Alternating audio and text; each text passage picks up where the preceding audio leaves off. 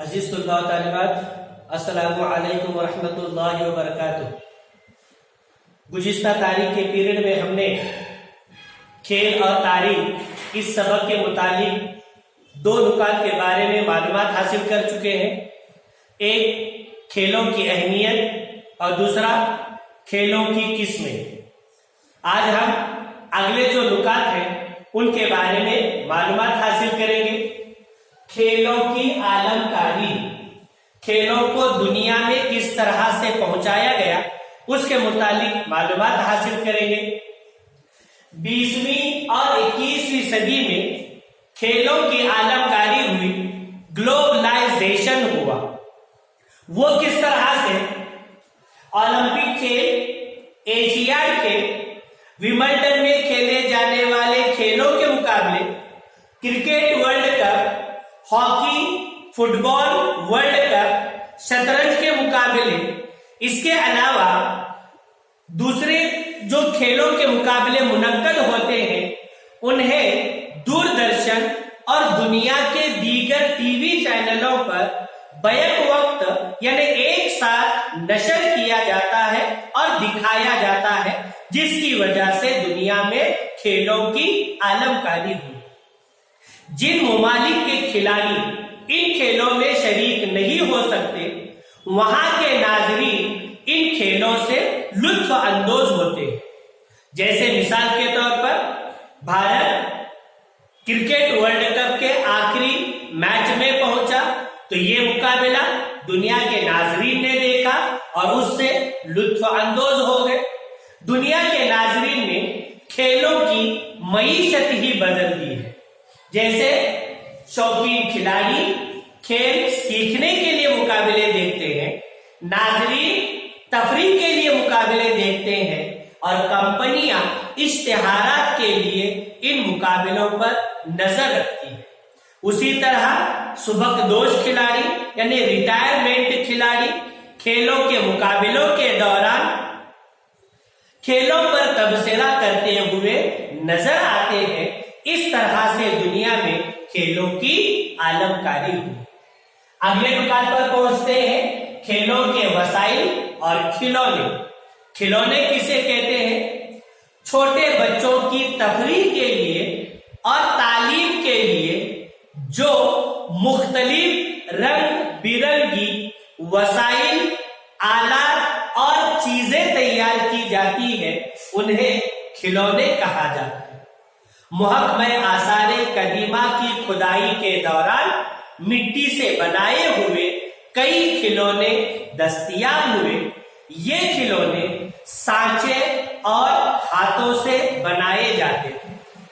بھارت کی پرانی کتابوں میں گڑیوں کا ذکر ملا ہوا ہے۔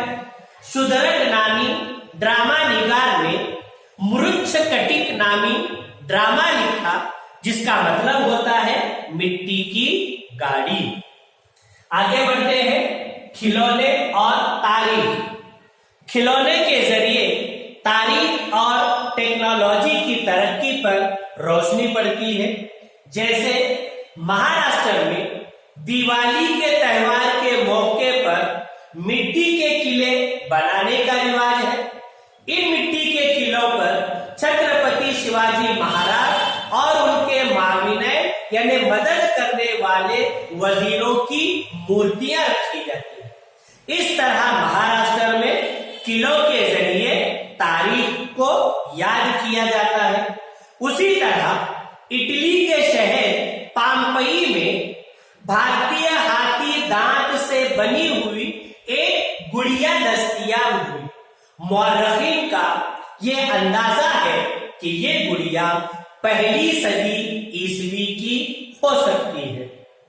اس طرح اس کے ذریعے بھارت اور اٹلی کے آپسی تعلقات کا اندازہ لگایا جا سکتا ہے۔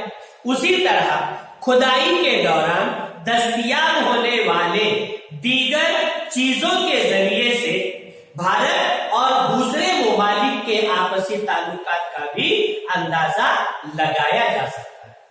اگلے پر بڑھتے ہیں، کھیل، ادب اور سنیما۔ کھیل سے متعلق ادب یعنی کتابیں علم کی ایک نئی شاخ ہے۔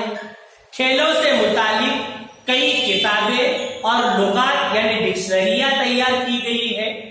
مراٹھی زبان میں ملکھام اس کھیل سے متعلق کتابیں تیار کی گئی ہے۔ اسی طرح سے کھیلوں سے متعلق ورزش اس عنوان کے تحت لغت تیار کی گئی ہے۔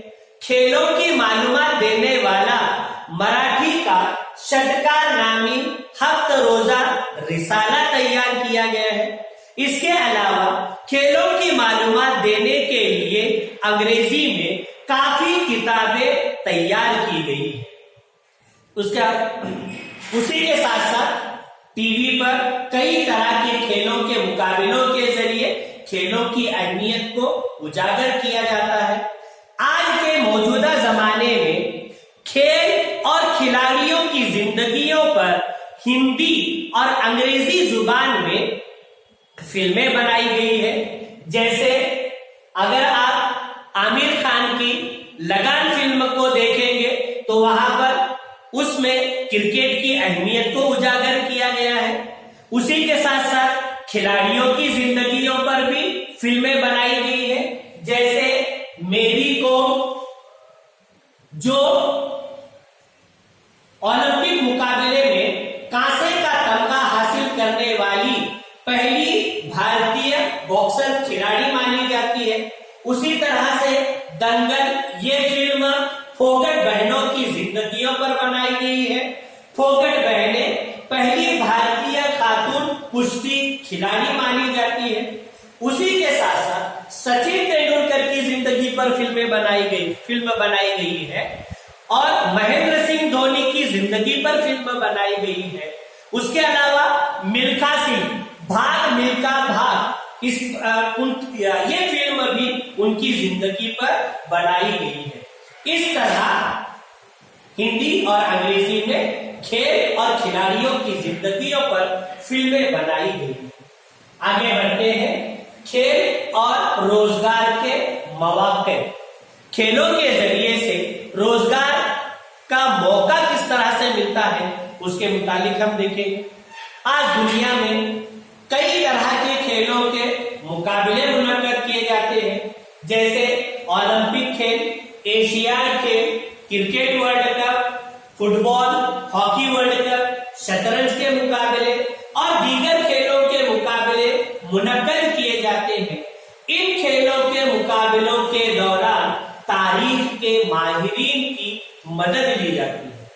اسی طرح سے کھیلوں کے مقابلوں کے دوران کامنٹری کرنے والے لوگوں کی ضرورت ہوتی ہے۔ کامنٹری کرنے والے شخص کو کھیل کی تاریخ، مشہور کھلاڑی کی معلومات ہونا ضروری ہے، جس کی وجہ سے کامنٹری کرنے والوں کو بھی روزگار کے مواقع حاصل ہوتے ہیں۔ ساتھ ہی ساتھ ٹی وی چینلوں پر 24 گھنٹے کئی طرح کے کھیل جاری رہتے ہیں، تو ایسے موقع پر وہاں بھی انہیں روزگار کے مواقع ملتے ہیں۔ اسی کے ساتھ ساتھ کھیلوں کے دوران ریفری، امپائر کی بھی ضرورت ہوتی ہے۔ جو ریفری کا امتحان پاس کرتا ہے، ایسے شخص کو کھیلوں کے مقابلے کے دوران ریفری کے طور پر روزگار کے مواقع ملتے ہیں۔ اسی طرح سے حکومت کے اداروں اور نجی اداروں میں، پرائیویٹ کمپنیوں میں بھی کھیلوں کے کھلاڑیوں کو کئی طرح کے روزگار مواقع ہیں۔ حکومت کی طرف سے کھیلوں کو یا کھلاڑیوں کو روزگار بھی مہیا کرایا جاتا ہے۔ اس طرح سے یہ کئی شعبے ہیں جہاں کھیلوں کے مقابلے یا کھلاڑیوں کے ذریعے سے روزگار مواقع ہوتا ہے۔ یہاں یہ سبق مکمل ہوا ہے۔